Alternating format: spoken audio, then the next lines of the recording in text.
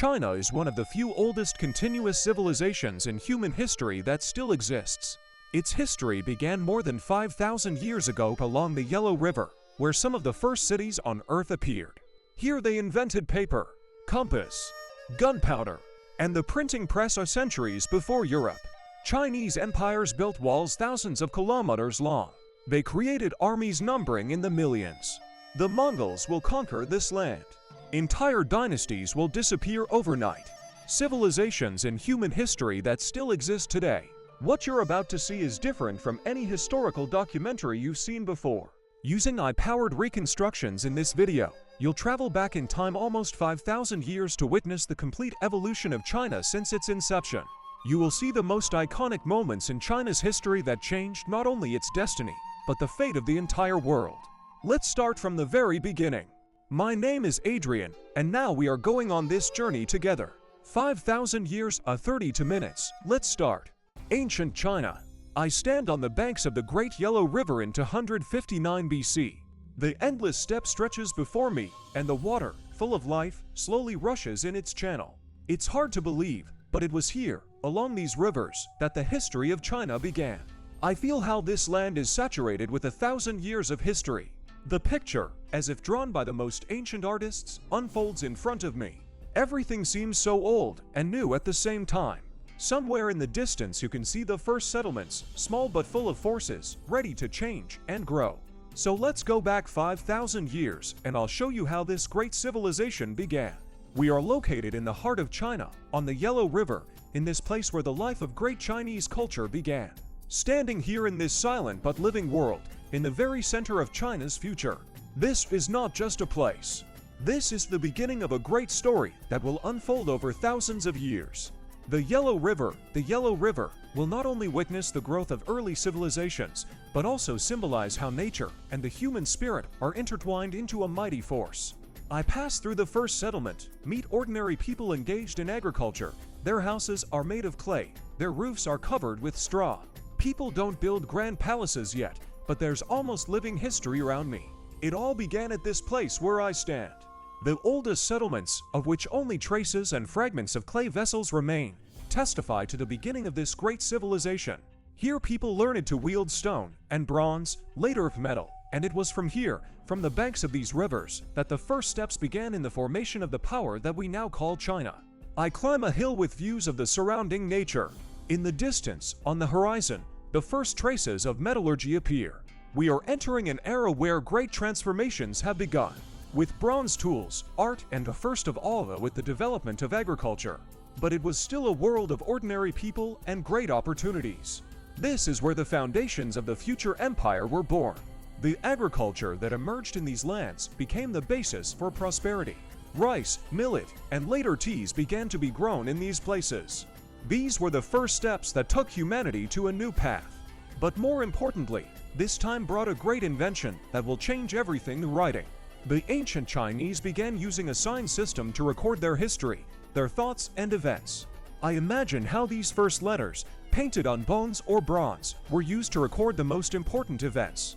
I go down to a small wooden building. This seems to be the first temple or sanctuary. Here, in the depths, you can feel the energy of honoring nature and spirits. Honoring the heavens are the most important feature of early China. But here it is, the first step towards creating an empire. This is the beginning of spiritual life. The early Chinese believed in the forces of nature, and this is where their faith in heaven begins, which was believed to rule everything. I imagine how the first spiritual teachers gathered in this place and primitive rituals blossomed around the believers. Suddenly the whole world seems deeper and more mysterious.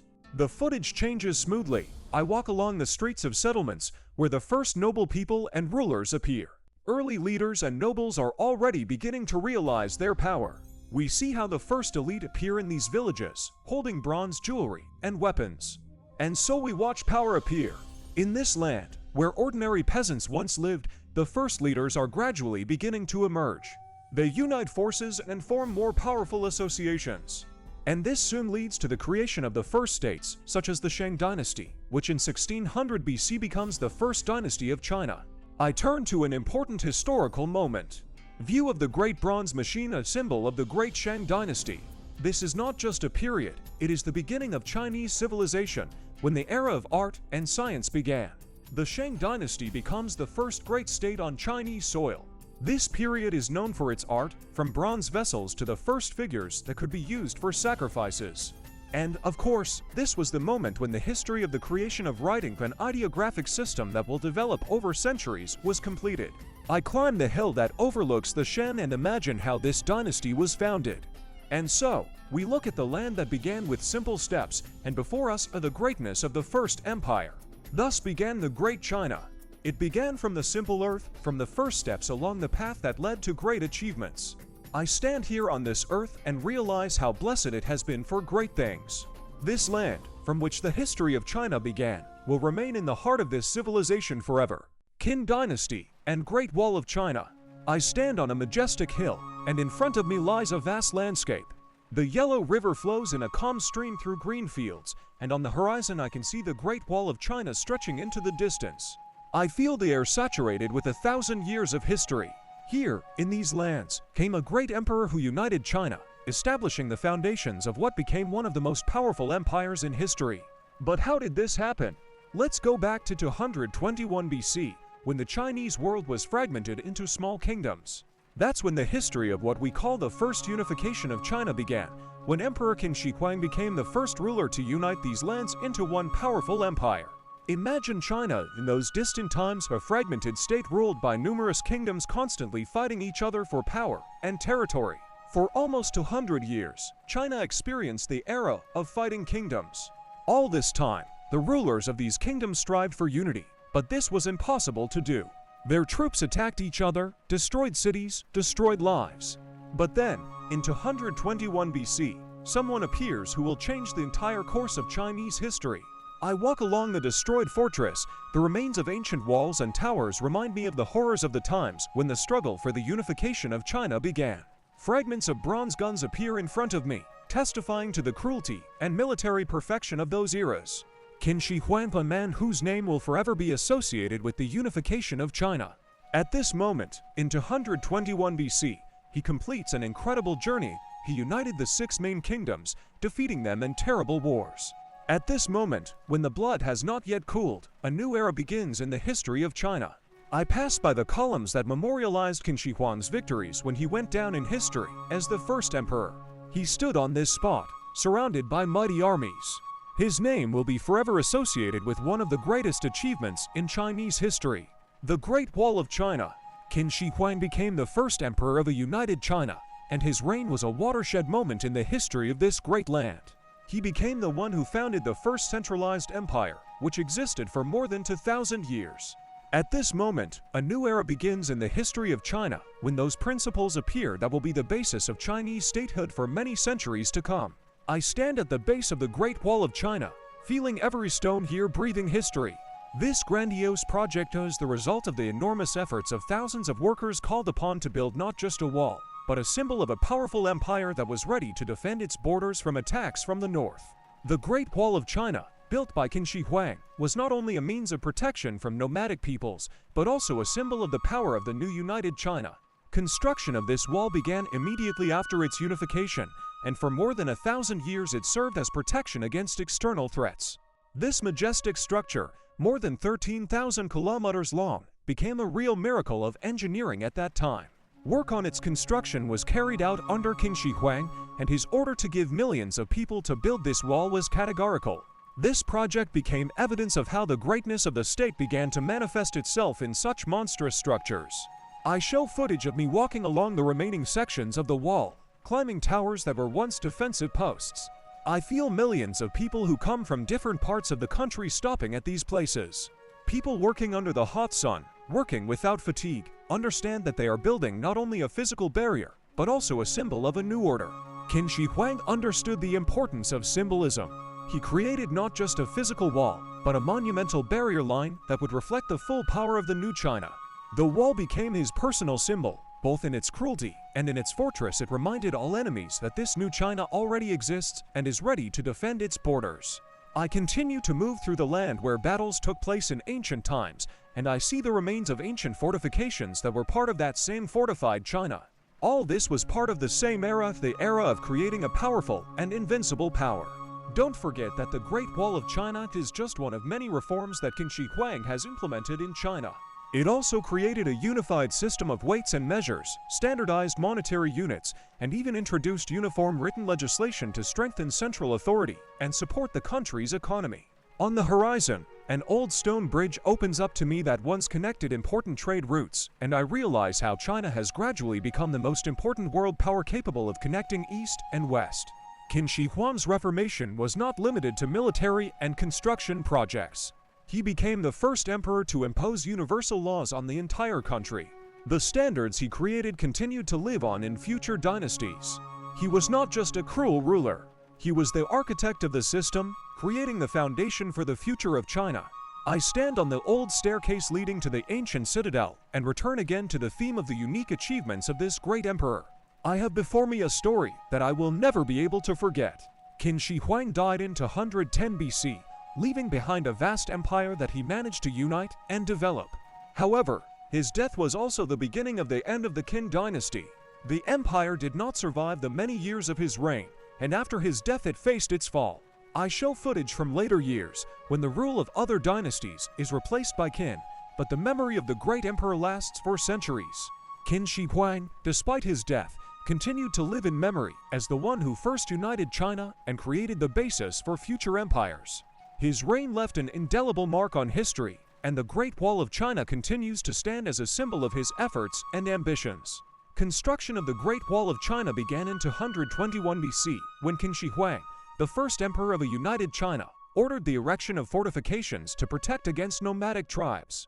The wall was built over several dynasties, starting with Qin, continuing under Han, and ending in the Ming period 13,681,644. It stretches for more than 21,000 kilometers, connecting various outposts and fortifications. Under the Ming dynasty, the wall was greatly strengthened and took on a modern appearance, becoming a crucial defensive structure. Construction was completed in the 17th century, and after the fall of the Ming dynasty and the Manchus ascended the Chinese throne, the wall lost its military significance and began to collapse. I stand in the shadow of this wall, aware of how the vast legacy left by Qin Shi Huang continues to live to this day. Tang Dynasty and cultural flourishing. I walk through the busy streets of an ancient city, surrounded by colorful fabrics, the smells of spices, and the sounds of traders that enliven the place. We are in the Tang Dynasty era 618 to 907. When I look around, this place seems to be the embodiment of greatness and prosperity. Powerful walls of palaces, majestic temples, and poets whose poems will be quoted for centuries. But how did all this happen? Let's go back to the early 7th century, when the Tang Dynasty came to power and brought with it an incredible cultural flourishing. This is a time when China is becoming a true center of culture, education, and philosophy, and Beijing and other cities are thriving in a peaceful and prosperous society. Let's start with how it all started. The Tang Dynasty comes to power in 618, when Emperor Li Shimin, who became known as Taizong, takes control of the scattered lands, returning unity to China. This is not just another reign, this is the beginning of the golden age of Chinese civilization. His army won several fierce battles, and now, in 618, the era of the Tang Dynasty begins, which will mark the beginning of the flourishing of culture, science, and international relations. This is the time when China becomes a world power. I stand at a majestic temple built in honor of one of the Tang emperors, its walls decorated with exquisite paintings, and they are permeated with calm and solemnity. The Tang Dynasty was known not only for its military victories, but also for its cultural and social transformations. The Tang Empire is not just an army, it also marked the growth and development of Chinese culture. It was during this time that some of the most striking cultural upsurges took place. China became a center of trade and art. Arab merchants, Indian monks, and European diplomats met on the streets of the cities. Trade routes flourished, and China expanded its influence throughout the world. Tang time was a time of discovery, arts, and great works. I walk through a market where brightly colored fabrics from India are intertwined with Chinese silks, and the traders speak different languages. It was not just an exchange of goods, it was an exchange of ideas, religions, and philosophies. I can imagine how Buddhist monasteries, Islamic traders, Christian missionaries flourished here. It was a time of cultural exchange.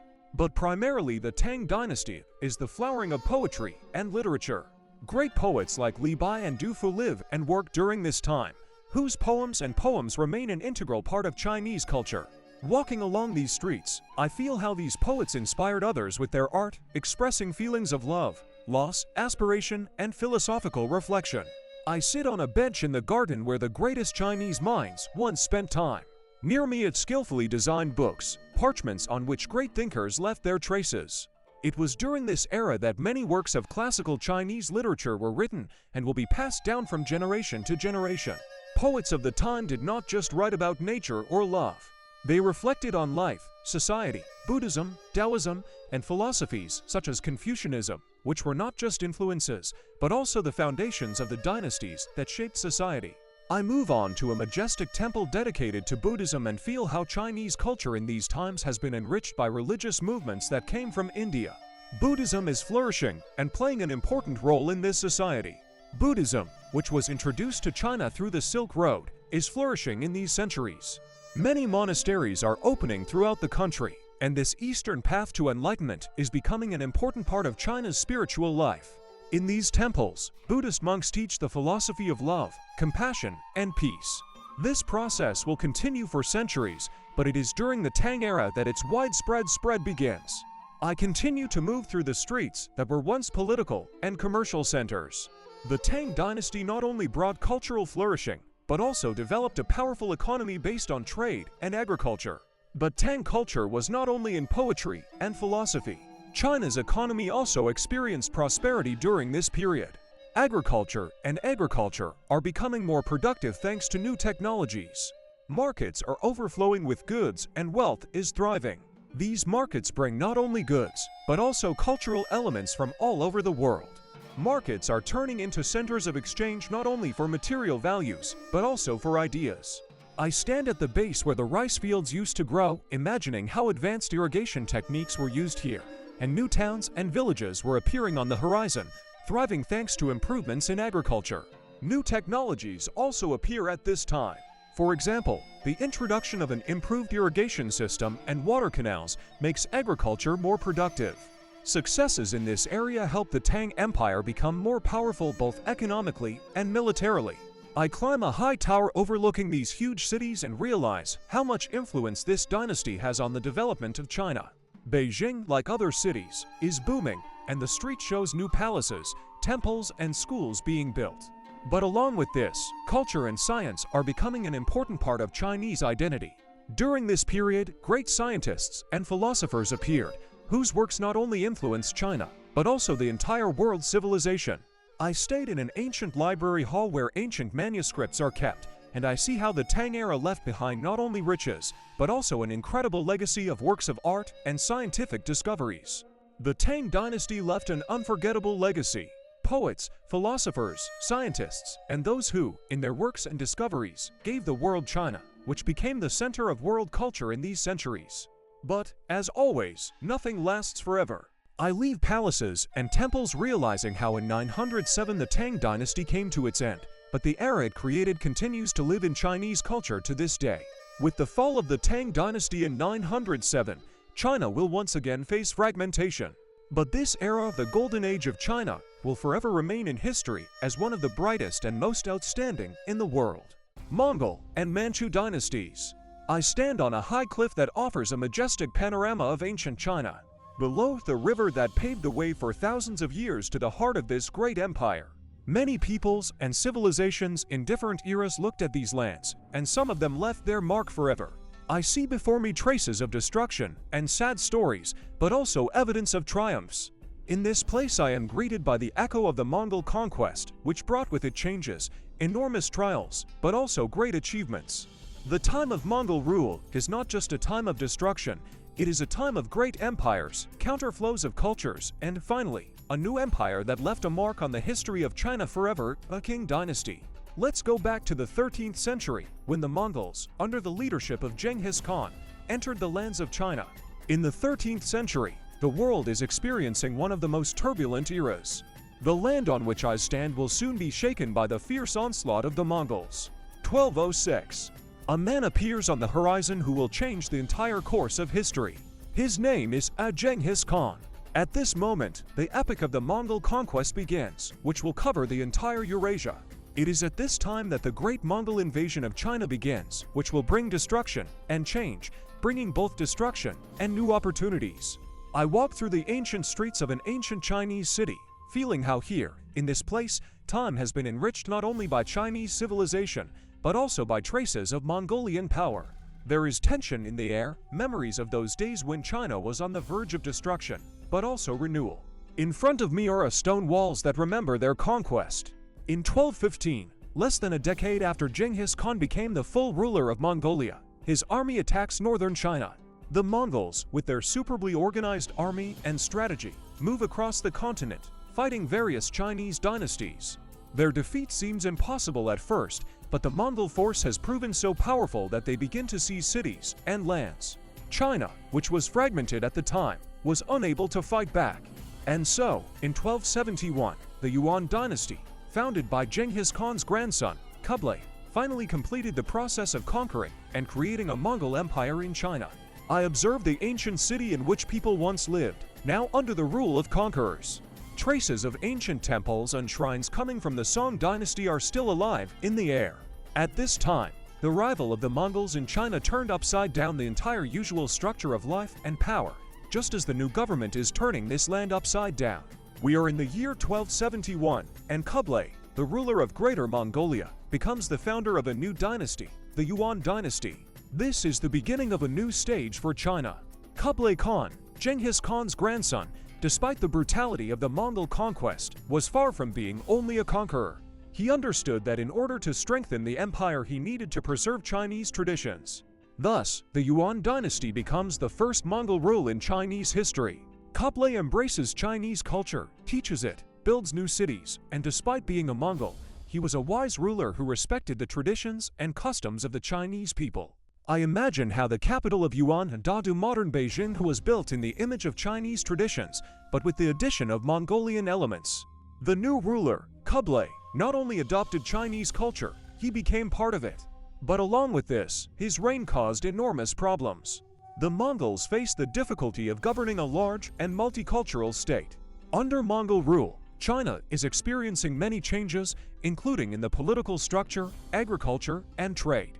However, Mongol rule was not stable. Difficulties in governing such a vast territory, social and economic contradictions, as well as uprisings by the Chinese population led to the fall of the Yuan dynasty. In 1368, a new era in Chinese history begins. I walk along the corridor of the ancient palace where Mongol emperors used to rule. Rumors of an uprising begin to penetrate these walls.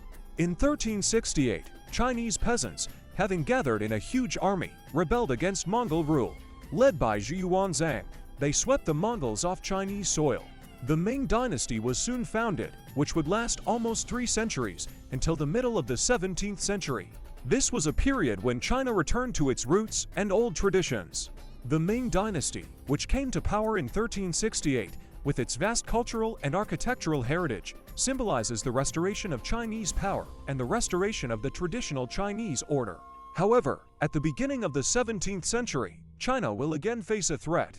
The Manchus, a nomadic people, will capture Beijing, and a new era, the era of the Qing dynasty, will begin. I stand at the entrance to an ancient palace that was destroyed by the Manchus in 1644. This was the moment when a new empire, the Qing dynasty, took power. This moment was a landmark for China when another new force was installed that would bring greatness and expansion to the country. The Qing dynasty came to power in 1644, after the fall of the Ming, and it was founded by the Manchus, a people who came from the north. The Manchus created an empire that would rule China for almost 3 centuries, until the beginning of the 20th century. Their rule would be associated with a huge expansion of Chinese territory and the establishment of a new state structure that would unite all the lands of China into one empire. I imagine how the new dynasty strengthened on Chinese soil, how the Manchus, despite their foreign origin, became an integral part of Chinese culture. China expanded, broke new ground, and conquest, and the Manchus, despite their original role as conquerors, began to integrate Chinese traditions, culture, and language into the administration of the empire. But all this does not negate the fact that the transition from Mongol to Manchu rule was a time of enormous upheaval for China. From Mongols to Manchus. Over the centuries, China experienced conquest and unification, was destroyed and recreated. But despite all these wars, China remains majestic and resilient, strengthening its internal harmony and gaining more and more lands and territory that will become the basis of its greatness in the future. Modern China. From revolution to prosperity. I stand among the noisy streets of the city. Around me people, buildings, cars, and all this reminds me how great and rapid the transformation of China has been over the past 100 years. In these streets you can see traces of many eras, from imperial China through revolutions to the present. With every step I feel how the ground under my feet changes, and every corner of these streets is imbued with the spirit of change. Once upon a time, China was the most powerful state in the world, and now it is again on the threshold of its greatness. But how did this happen? We must go back 100 years to the early years of the 20th century, when China faced the greatest threat to its existence. This was a moment when the fate of this great state was decided at various levels. Thus began the history of modern China, which every year became a powerful force on the world stage. Let's start from the very beginning of the 20th century, from the time when China was gripped by revolutionary sentiments. 1900. China is going through the most difficult period in its history. Old, outdated management faces new challenges. The Chinese Empire, under the rule of the last emperor of the Qing Dynasty, is on the verge of destruction. At this time, not only internal resistance, but also foreign invasion falls on China. In 1900, China finds itself at the center of the so-called Boxer Rebellion, when Chinese peasants rebel against foreign influences and the power of the Qing Dynasty, which has held on to traditional methods of government for too long. I stand in an ancient square that was once filled with crowds of protesters during the Boxer Rebellion.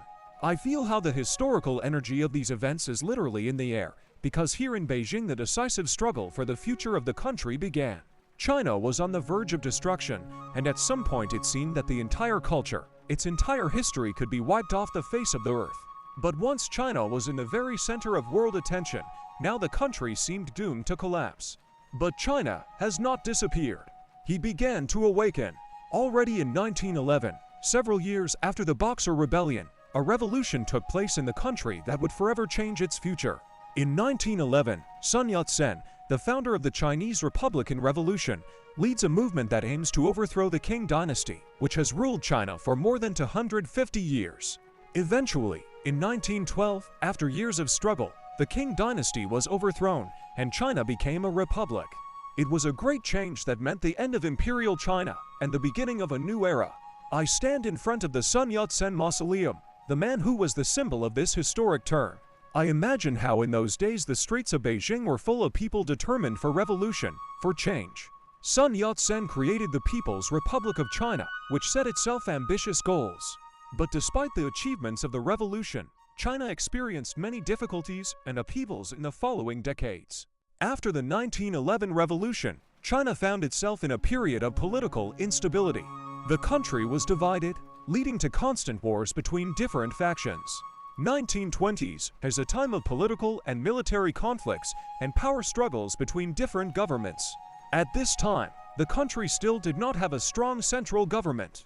China was in ruins. I imagine these turbulent years when huge armies and military commanders fought for control of China. I walk along the old streets of Nanjing, imagining how the fighting took place here, how political forces tried to take power into their own hands. In 1927, an important moment in Chinese history rises when Chiang Kai-shek, one of the most powerful political leaders of the time, takes control of China. Chiang creates a nationalist government that seeks to restore unity to the country as well as resist the influence of foreign powers. He begins a campaign to unify China, but tensions in the country and the war with the Japanese invaders continue. I stand at the ancient gates of Nanjing, mentally returning to the 1930s, when China was already facing Japanese aggression. At that time, Japan began its expansion into China, and wars with Japan became a key moment in Chinese history in the 20th century. In 1937, Japan invades China, starting a war that lasted until 1945. It was a war that caused terrible destruction to China and claimed millions of lives. In Beijing, Nanjing, Shanghai, all major cities in China are fighting, and the people of China are suffering from cruelty and aggression. I stand on old Chinese soil that survived the invasion and see how the difficult years of World War I left a mark on the lives of the Chinese. China was divided and destroyed, but its spirit was alive and the country was preparing for a new transformation. After the war, China experienced new changes, and it was during this time, after long difficulties, that a new government emerged. After winning the war with Japan, China plunges into a new conflict, a civil war between communists and nationalists. Battles, diplomatic efforts, and years of fear and hope end in 1949, when the Communist Party under Mao Zedong wins the Civil War. On October 1, 1949, Mao Zedong officially announces the creation of the People's Republic of China, and a new stage in Chinese history begins. I am standing in Beijing, in the place where Mao Zedong made his famous speech that day, and in this place I hear echoes of the historical speech when the PRC was born and the Chinese people began to build a new future. Since the founding of the People's Republic of China in 1949, the country has faced a host of challenges. The economy was destroyed, the infrastructure destroyed, and the people were living in conditions of poverty. But Maoist reforms carried out in the 1950s played a role in the attempt to modernize and develop the country. I travel the roads of China, watching how the country has changed, how increased industrialization and collectivization have played a role in the emergence of the new China. Mao's reforms, however, were not painless. The Great Cultural Revolution, which began in 1966, was a period of violent political and social upheaval, with millions of people persecuted and old traditions and cultures destroyed. But despite all these difficulties, China survived, and since the late 1970s, under the leadership of Deng Xiaoping, the country entered a new era of economic reform. I stand among the modern buildings where old destroyed houses once stood, and I understand exactly how Deng Xiaoping's reforms and China's openness to the world changed the country. Beginning in 1978, China entered an era of rapid reform that led to an economic miracle and the country's emergence as a powerful global force. Today, China is the world's largest economy, a center of technology and industry. Its future continues to be the focus of global attention. The country has experienced revolutions, wars, reforms, but its path is just beginning. Conclusion: I look at the future of China, feeling how the country continues to grow, develop, and influence the world around it. China has not just survived the ordeal, it has become a leading world power whose influence is felt everywhere in the modern world.